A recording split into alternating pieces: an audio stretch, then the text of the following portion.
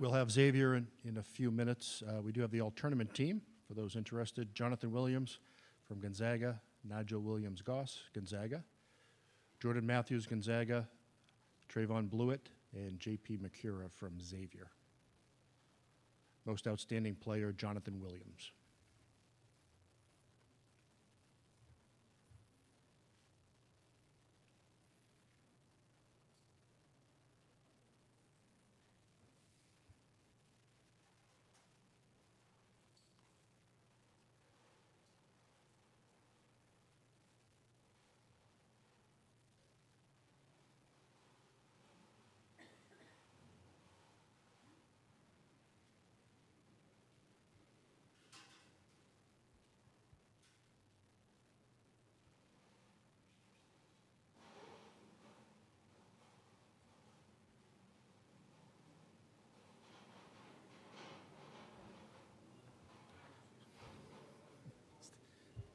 It's like clockwork.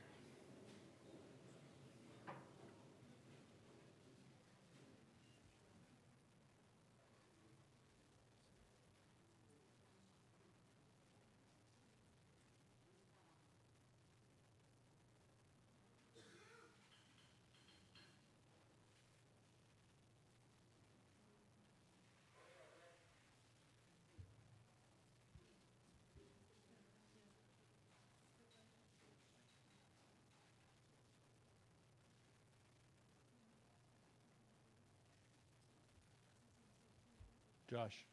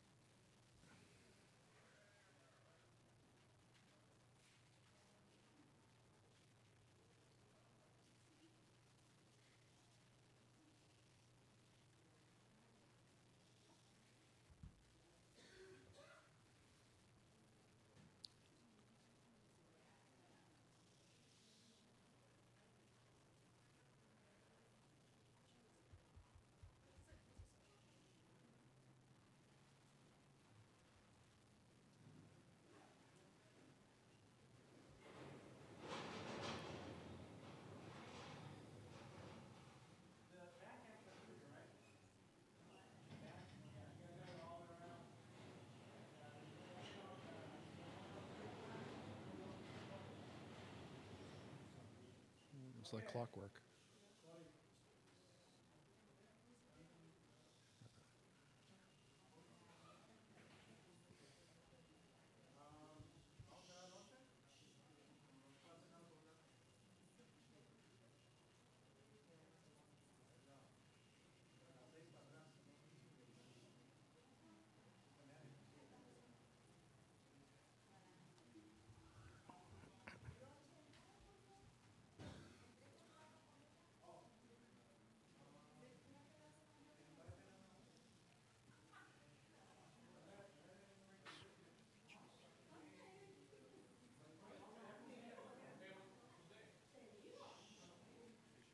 Yes.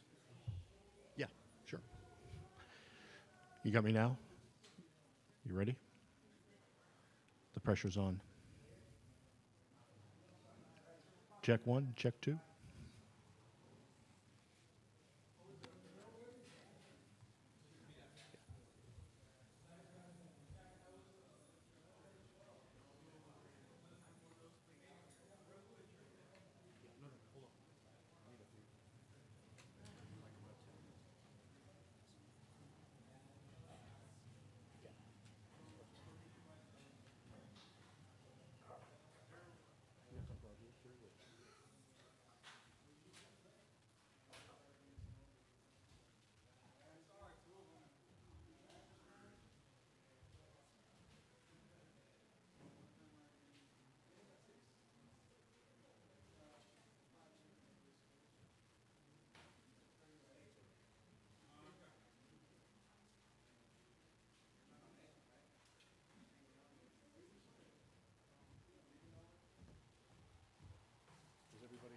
don't keep disappearing. Other people are going to look for them. Hello? We need a bunch for in here.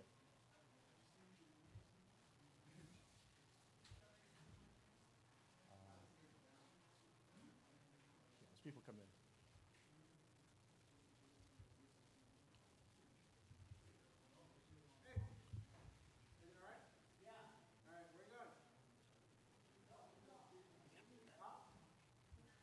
Usually they leave them.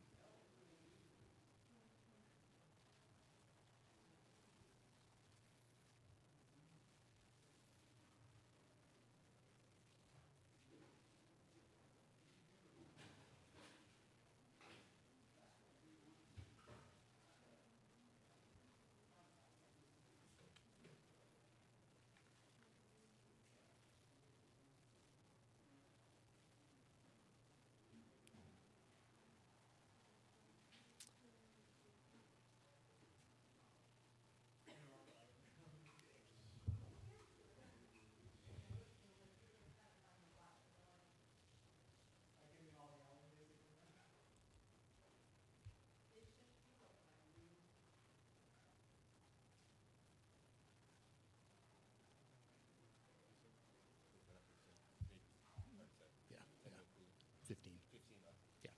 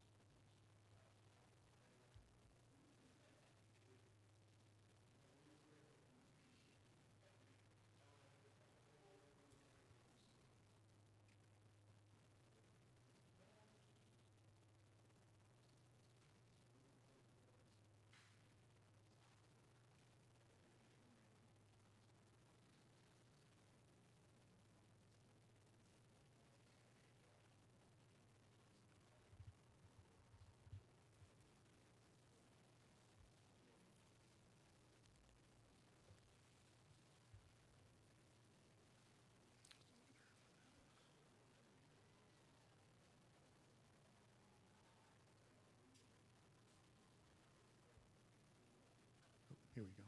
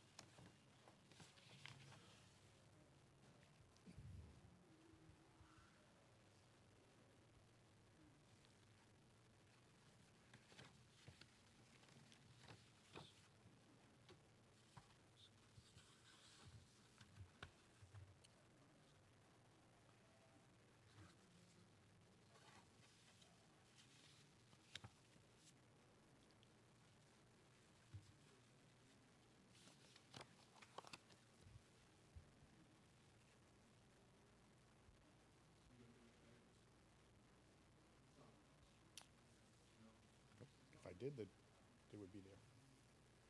Have not heard yet.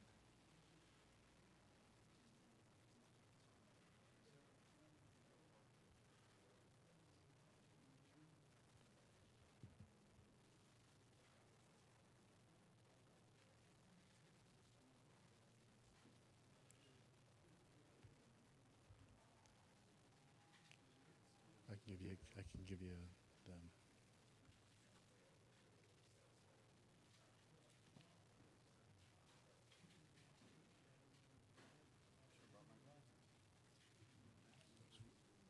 Yep. Yep. Sure.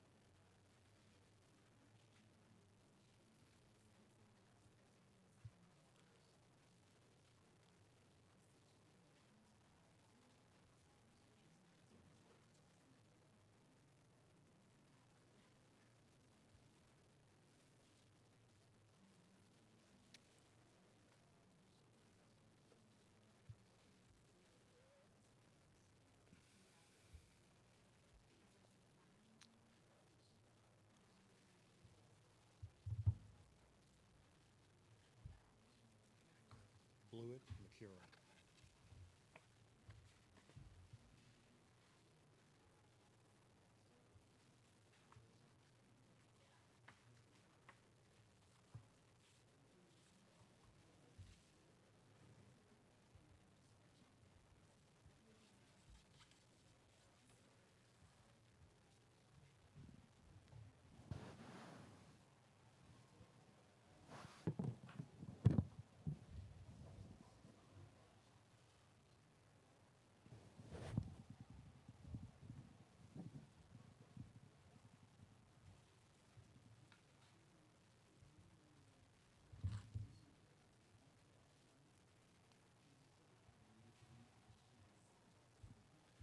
Okay, we have a few more minutes for Xavier. In addition to Coach Mack, we'll have Trayvon Blewett and J.P. McCura. As far as Gonzaga, it will be, in addition to Coach Few, Karnowski, Matthews, Williams, and Williams-Goss.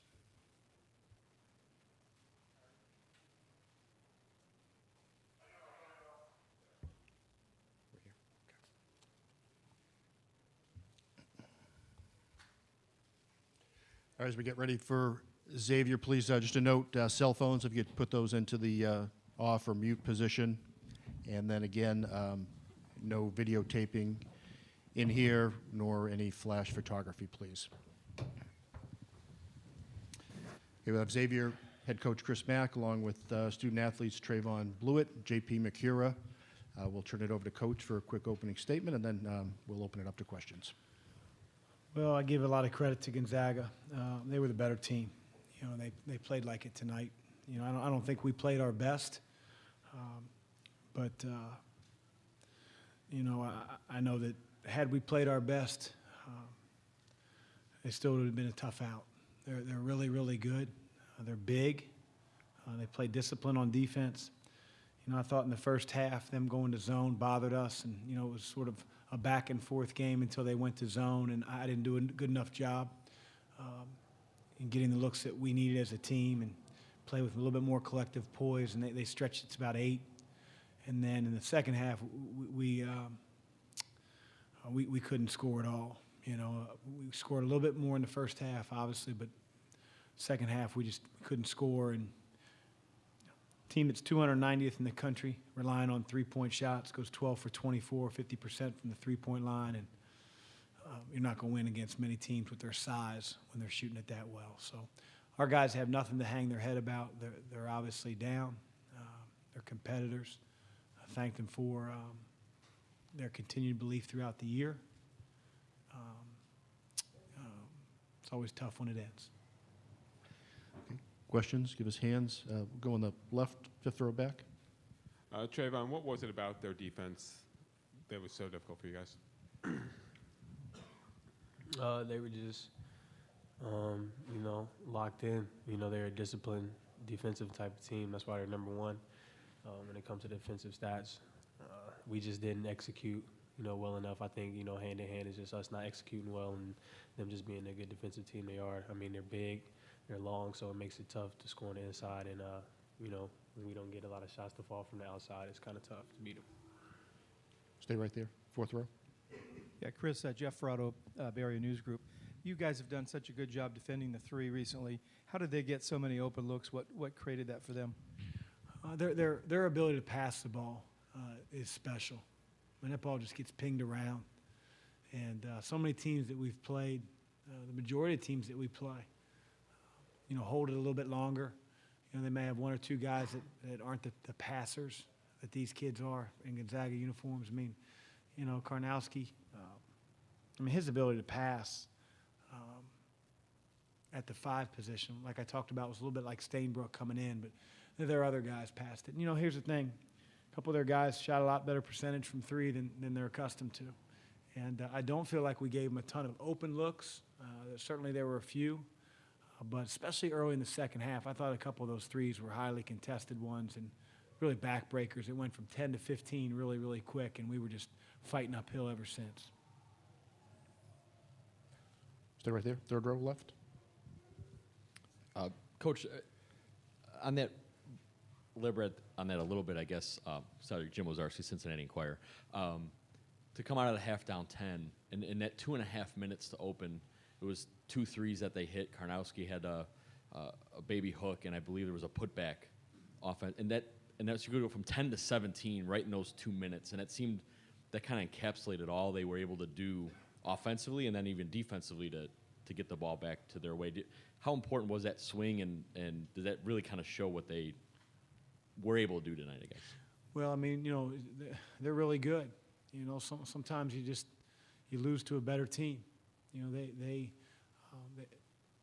They've proven it all year long. They've lost one game. They play an incredible schedule. And their record's their record for a reason. And, our guys weren't down the locker room at half. I thought we were ready to go. I thought a couple of those threes were contested looks.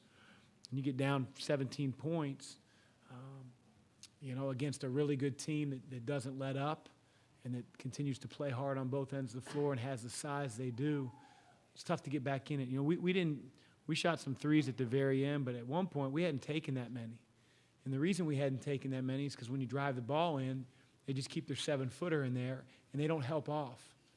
Their size stays on the perimeter with their matchups. That's where their discipline comes in. And so we couldn't necessarily generate the type of open threes that we've had up until this point. And that's why they're really good. And that's why they're the number 1 defensive team in the country and tough team to beat. Stay right there, fifth row. JP, the shot at the end of the half, did you think it had gotten off in time and it was deflating at all when that gets wiped off? I thought it was off in time, but it wasn't. But it didn't really bother me. We were still down 10 or 7 points regardless, and we still needed to come out the next half and execute.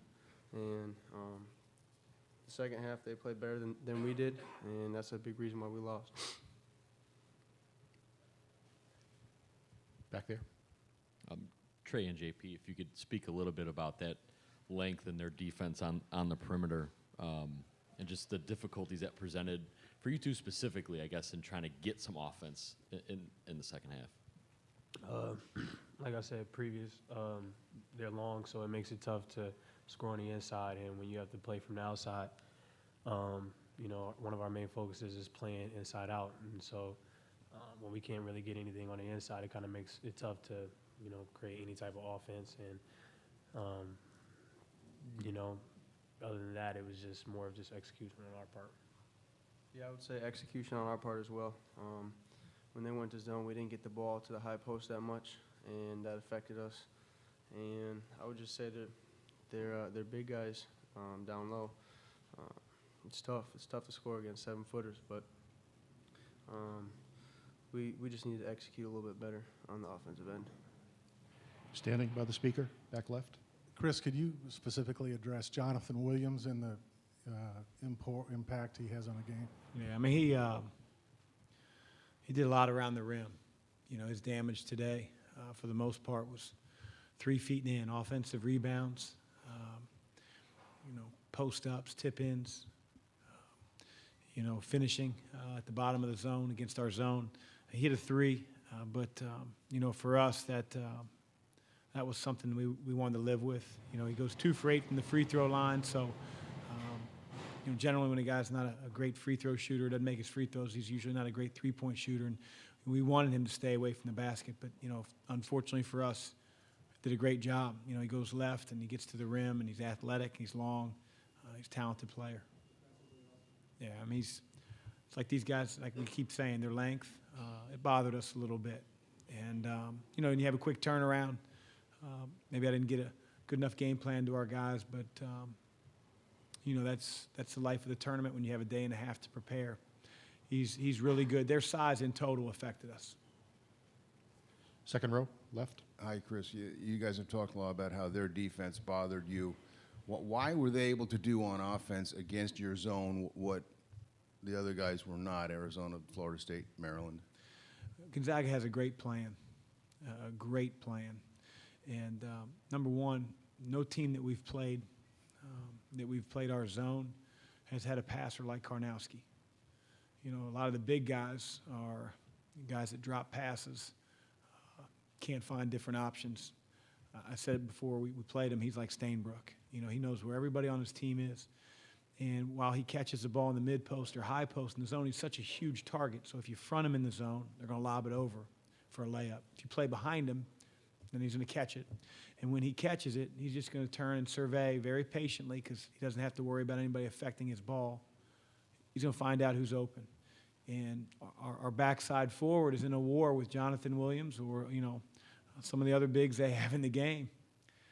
And, they're trying, but he can just sort of lob it up. And if you suck in with an extra defender, he sprays it out and they get open threes. So he's the reason. On the far right.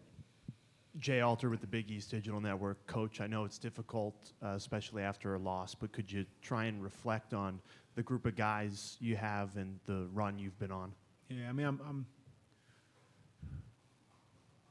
I'm proud of them.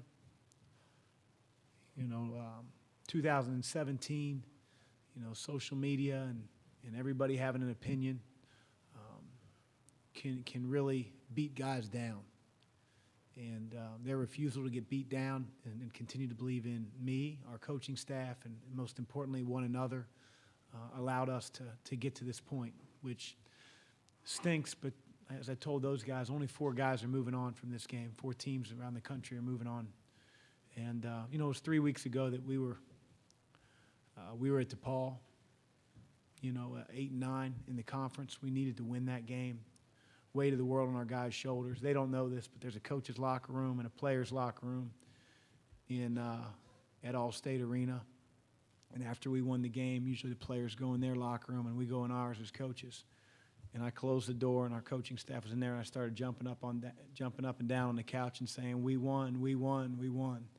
And to think that our team, which everybody had us dead to right, was able to continue to believe, make the tournament, and get to the point where we were playing for a Final Four, I'm extremely proud of this group. Okay, we do one more against the curtain, left. Chris, I realize you're preoccupied with your team, but can you sort of appreciate the significance of this for Mark Few and that program, given how good they've been for so long and yet not able to make this last step? Yeah, I mean, it's a doozy now. Don't act like it comes around all the time. I mean, for, Mark, I know I joked around about it the other day, but for Coach Few to have to even answer a question about a monkey on his back, I mean, he's at a small Jesuit school in a league that gets 1 or 2 teams in the NCAA tournament every year. That's why it took so long in the handshake line to talk to him, because he's a friend of mine. And as hard as this is, I was on the other end of it on Thursday when I talked to Sean. I am happy for him. He's a great person.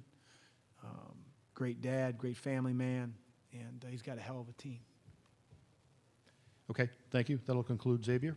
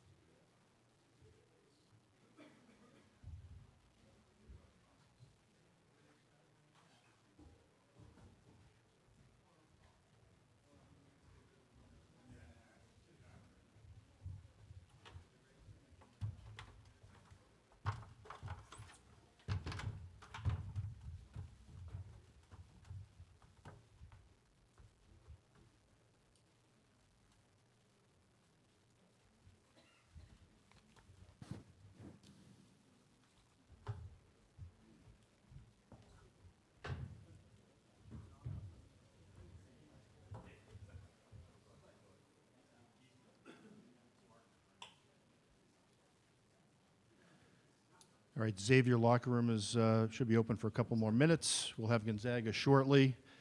Again, it's Jonathan Williams, Shemek Karnowski, Jordan Matthews, and Nigel Williams-Goss for Gonzaga.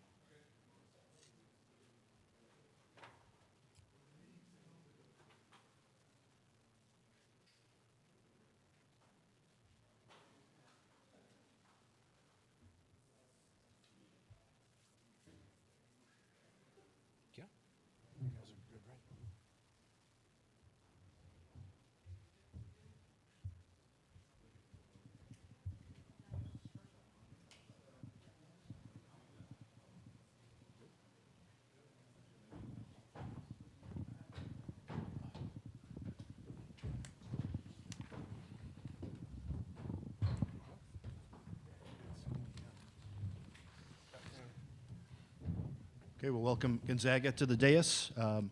Please remind your cell phones if you could put those in the off or mute position, and no flash photography nor any videotaping in here. We have Coach Few along with Jonathan Williams, Shemek Karnowski, Jordan Matthews, and Nigel Williams-Goss. We'll have Coach give us an opening statement, and then we'll open it up for questions. Awesome performance by the guys tonight. Just an incredible feeling of elation and satisfaction that it's been a long, hard journey to get this program here. We've had a great ride all the way through it, and I'm just so happy for these guys up here, everybody in the locker room, and all the former players that put the Zag jersey on, and just couldn't be happier, just for all those guys, and had a good feeling all day today. I thought we played really, really well, and looking at the numbers, it's the first time I've looked at the numbers. I mean, we won it with our defense again. I mean, we held those guys. They were a red-hot team, shooting 53%, and they shoot 35. So our defense has got us this far all year, and it basically won all 4 games in the tournament for us. So, great feeling. Go on the left against the curtain. Jim Meehan of the Spokesman Review for Nigel. About 55 seconds left. you kind of went off to by yourself over at midcourt, and it looked like you were really fighting the emotions. What was going through your head? Just like you said, it was just really emotional. Just had to thank God first and foremost for leading me down this path, and just kind of just thought about the journey that I took to get here from transferring and sitting out, and having ankle surgery last year, and just battling everything that we went through this year. We had a plan for ourselves. We believed from day one when we all stepped foot on this campus that we could go to Phoenix. We didn't shy away from setting that goal. And we bought in. We knew it wasn't going to be easy, but we knew if we put in the work and we bought into the system here and listened to Coach, what he had to say for us, that we could do it. And to be 50 seconds away and to kind of check off that last goal that I had, when I originally got here was just a lot of emotion. I've got third row on the left. Yes, Mark. Dave Lewis, KCBS. Ran into one of your former players, David Pendergraft, one of many Zags here today. How much of this also belongs to those guys that laid the foundation for your program? A big chunk of it. And I know these guys feel the same way. There's a foundation. I've been there 28 years. In my first year on staff, we won 4 Division I games. And, this wasn't even possible. And each year we got better and better, and then we got really, really good. Pendo was on those teams that were really good, but never quite got here. But that's what makes this culture so special, is those guys, those former players, the Pendos, the Turiafs, the Linux, the Morrisons, the Dickows, the Pangoses and Bells. I mean, these guys know it. They're still connected to these guys, even though they never played together. And our culture is just so strong. And this was a culture win and a culture statement, and couldn't be prouder. Go in the second row on the left. Question for you, Jonathan. I can see you look very pensive right now. What are your thoughts right now after something like, all the experience in the program and where you guys are right now? Like Nigel said, I just want to thank God, from sitting out, and it was just a crazy feeling to be able to go to the Final Four. As far as my situation, sitting out a whole year and coming from a losing program and just now making it to the Final Four, it's incredible. I just want to thank God, and I wouldn't be here if it wasn't for my brothers, and wasn't for Coach Freed and the other coaching staff. So I just want to thank them. So. Go in the middle, about fifth row back. Mark, Ron Krojcik from the San Francisco Chronicle. You kind of touched on your emotion at the start of your opening statement, but with about a minute to go when you sent the other guys in and these guys came off and you hugged Nigel pretty hard, what was sort of the emotion of that when you Tears, could exhale? Absolute tears of joy. I just thanked him, said, God bless you for believing in us. And, God bless Three and Shem and Jordan. They all took a leap of faith. That's what it is. It's a leap of faith. They all had great options, and they believed in the culture I just spoke of. They believed in our staff, and that's a powerful responsibility to have to take on. So it kind of weighs on you, but now that we've delivered on it, it's just a total feeling of elation and happiness for these guys, and so tears of joy and just. Makes your heart warm to 350 degrees Celsius or something. So good stuff. Stay in that row, just a couple over to the left. Jacob Thorpe, spokesman. Maybe it's Fahrenheit. It's been a while since I was in class. Jacob Thorpe, spokesman review. Nigel, a couple of weeks ago, you wrote a piece for the Players Tribune about what it would mean to take this program to the Final Four. I'm wondering if you thought about that or read it or reflected it all heading into this game, and what has the group text been like these last couple of days? Yeah, I thought about it since as soon as the West Virginia game was over. We were finally 40 minutes away from our ultimate goal, and I've said from day one that getting to the Final Four, as bad as I wanted to get there personally, I wanted it first and foremost for Coach. I said that there was no one more deserving as a coach, that hasn't been to a Final Four. So I wanted to do it for him, and I wanted to do it for all the Gonzaga supporters across the country, especially in Spokane, and the past players that he spoke of, because, this really is a family, and, I wanted to do it more for them than I wanted to do for myself. So I definitely thought a lot about it, and, again, I'm just so happy for everyone who believes in Gonzaga basketball, and I'm just happy for everyone. Go on the left against the curtain. Stuart Mandel from Fox Sports. Mark, of all the great teams you've had, what are maybe some unique qualities about this one that allowed them to reach this milestone? Hey, I mean, that stands out to me is, and I don't think they get enough credit for this, is how new we were to each other in September. I mean, I think Perk had been here, Shem had been here, Silas had been here. And that's pretty much it. And then Shem didn't play the year before, you know. So, I mean, I walked out there on the practice floor. Like, we've never, ever started with this many, you know, new people, you know, as far as meshing them together.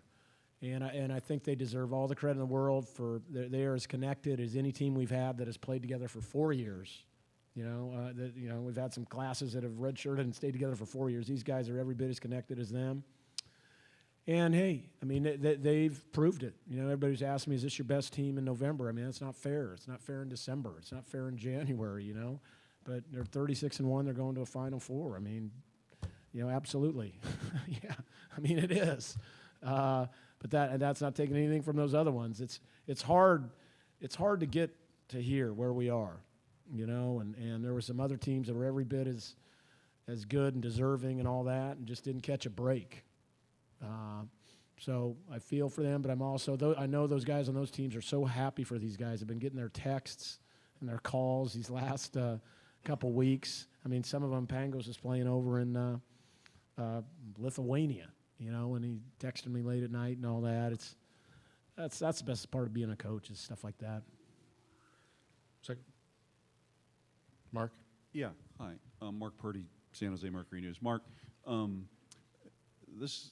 yes, the first time for Gonzaga in the Final Four, but there hasn't been a team from the West in the Final Four since 2008.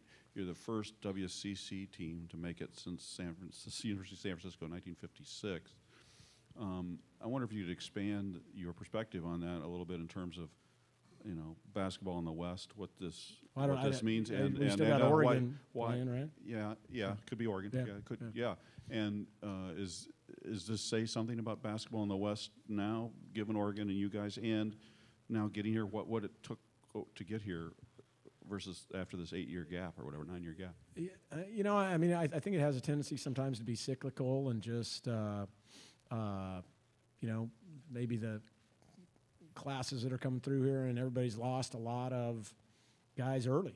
You know, I mean, we lost Domus last year, and obviously Sean loses guys every year down at Arizona. I mean, I felt all year Arizona and us played early in the season, and I had an opportunity to watch UCLA. Thought they were fabulous. Didn't get to watch Oregon as much, but I could just see Arizona, you know, growing and growing and growing, and I felt they were certainly, you know, somebody that we were going to have to deal with eventually again. But I thought all 4 of those teams were good enough and deserving to, you know, to make a Final Four. But you know, it's luck and breaks and matchups, and you know, if it's not your night. So the cool thing about these guys, though, sometimes we've made it our night when it wasn't. Like the other night, I mean, we were not playing good against West Virginia. A lot of that has to do with West Virginia. But these guys, more than any of my teams, made it their night because of their defense, you know, and they've hung their hat on that all year, and they've bought in and believed, and like I said, it won every game going back to the South Dakota State game. So I think that's probably, you know, in a nutshell. And as far as just the West thing, you know, I don't know. I think it's just cyclical, and we've certainly been good enough during that time to get there, and we just didn't get it done, and these guys did. Second row, left, Josh. Mark, why was Shemek the first one up the ladder when you cut down the nets, and what has he meant to your program? I mean, his story is the ones that they mean everything. All these stories mean everything. I mean, you got guys giving up roles and things at other places where they could have stayed, and they leave the comfort like Jordan did and Nigel did and 3 did, and to believe, and because they want to win and they want to do this. And Shem left, I mean, his family, I mean, his mom and his dad, who he's really tight with, to come all the way across the world. You know, you want to talk about belief now. I mean, that's nuts. I mean, and he believed in us, and then just what he's been through. And I think you guys are all aware of this. I mean, he has more wins than any player in the history of college basketball. I mean, it's unbelievable. Am I right with that? Right? Yeah, I mean, he has more wins than any player in the history. I mean, the great, Grant Hill and Leitner, all these dudes. I mean, it's Shemek Karnowski's number one in college basketball. I mean, so I think that says it there. He's an awesome teammate. What he went through last year with his back injury, where we didn't think he was ever going to walk again, normally and just function. I mean, getting in and out of a car and doing things like that to now moving and playing the way he is, it's a miracle, and it's as good a story as I've ever been associated with. Third row left. Yeah, Mark, you mentioned your defense, and obviously you held them to 35%, but only 27 in the second half. Did you make some adjustment to really drop the hammer on them? We cleaned up some things. I think we've been really good in ball screen coverage, and we were screwing up a couple ball screen coverages early. And once we were able to get into half, draw it on the board, show it to them, they did a great job of coming out and executing it. We made a couple tweaks in the zone as far as where we wanted to, to press up on.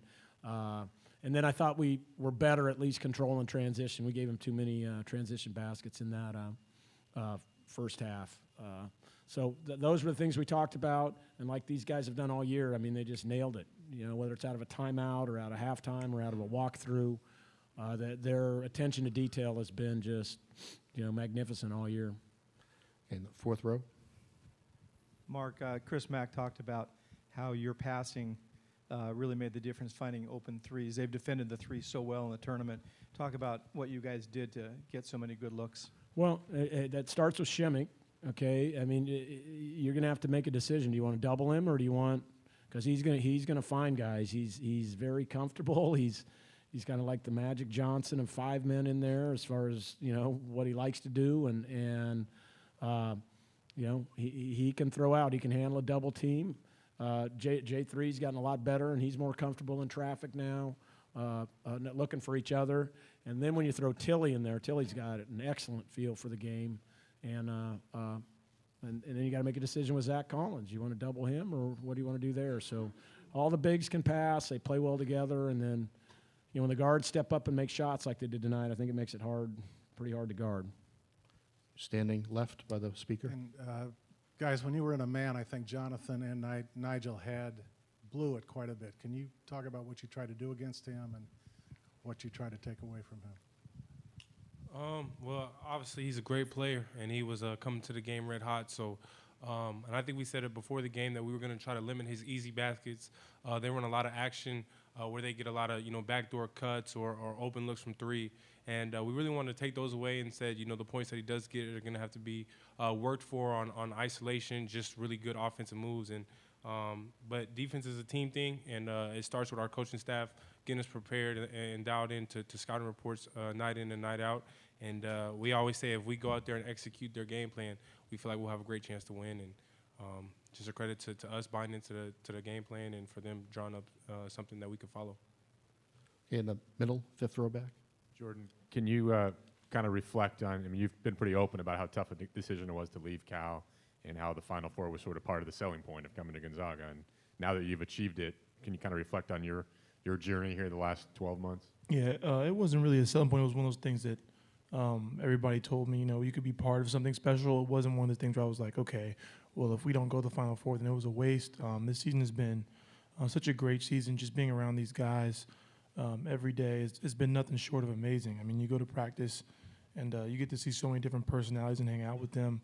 It was different. It was difficult leaving Cal, but, I'm wearing the hat now. It paid off, so. Going to go in the fourth row, far left. Nigel, do you think the different routes many of you took to this team, the journeys you've made, the adversity overcome by some of the players with injuries, caused the team to bond together in a different way than the group that just comes in as freshmen together and plays 4 straight years? Yeah, I definitely think, our journeys and our paths made us, come together and create that bond. But like Coach said earlier, we came here to win. I think we all had, we're on our way to really good individual careers where were we at, but we had a bigger vision for ourselves, and we wanted to be something bigger than ourselves and wanted to be a part of a winning culture. So from day one we stepped, onto campus with winning in mind, and I just feel like our whole team has been pulling the rope in the same direction all season long, and I think when you do that and kind of put the individual stuff aside, that's when you have a chance to do something special. So, it was no secret that we were coming here to do something as a collective unit. If we wanted to do things individually, we would have just stayed where we were at. So, I'm just glad that it paid off for all of us, and thankful for the returning guys for accepting us the way that they did. Okay, we'll stay in the middle, third row. Sandeep Chanak with the Spartan Daily. Question for Shem. So over the past few days, you've talked about your journey from coming overseas. So now you've coming from overseas, going through the back injury. How does it feel to now be going to the Final Four with this team? I mean, it feels amazing. I've been here 5 years. This year has been amazing, and then just like everyone mentioned before, just working with this team, with these coaches. Everyone is dialed in every day. I think our coaches do a great job preparing us, and I think all the guys take the game plan really good, and we go out there and compete as well as we can. And just for me individually, I'm just really happy. I've never really been to the third week of the madness, so I'm excited to go to Phoenix, and we still have some work to do. We'll go fourth row on the left. Yeah, Mark, following up on what he just said about next week, all the attention's been on getting to the Final Four. Now you're going. What do you expect? How do you expect your team to respond when you get to the semifinals? I think they're going to respond like they've responded all year. I mean, I don't know anything different. I mean, they've just been unbelievably consistent. We'll have a great time tonight, and I'll get up and go to church tomorrow, and then rest up, heal up, and then I think practices will be as good as they've ever been, and they've been pretty phenomenal all year, and we'll go down there to try to win the thing. So impressed with how Villanova did last year, and we need to take the same approach. But these guys don't know anything different. That's how they've been all year. Basically, we've had about 5 or 7 minutes of not very good basketball where we got away from what we have done against BYU, or we'd be looking at 37-0 right now. So I don't know any different, so I don't expect any different. I think we'll be excited, and hopefully we keep shooting it like we did tonight. Go in the front row on the left. Question for any of you guys, and for you also, Coach. When Mark was asking about first time for a WCC team since the 50s to make the the Final Four, does this serve as validation for the program and for a new standard going forward? Definitely not. Gonzaga's been a big-time program 20 years now. I mean, people look at Gonzaga, and they know what it is. They know what that bulldog means. I mean, it's not validation now we made a Final Four.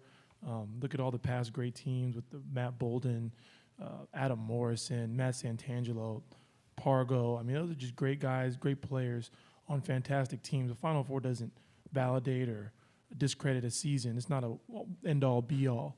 Gonzaga's been a great program, and we're just happy to keep carrying the torch. All right, we'll do one more here. Mark? No, Shem, I just wonder, what time does the Final Four come on in Poland? And will people be up watching it? Are there watching parties? Do people know know what it is? Or? Today's game was at 11:10 p.m. So I know a lot of people are watching just from the streams online, and I really appreciate all the support I get from all the people from Poland, and I'm just happy more people follow Gonzaga and NCAA in general in Poland. Good Polish dogs being served. Pretty strong beer. Dudes have a good time at 11 p.m. watching the So they know what the Final Four is over there? Oh, yeah. They know what NCAA tournament is. They know what Final Four is. They're I know back in the day some Polish guy won the championship with Providence. I don't know what year, but I think that was the last year someone went to Final Four from Poland. So I'm just really excited about this opportunity. All right, thank you, folks. Thank you, gentlemen.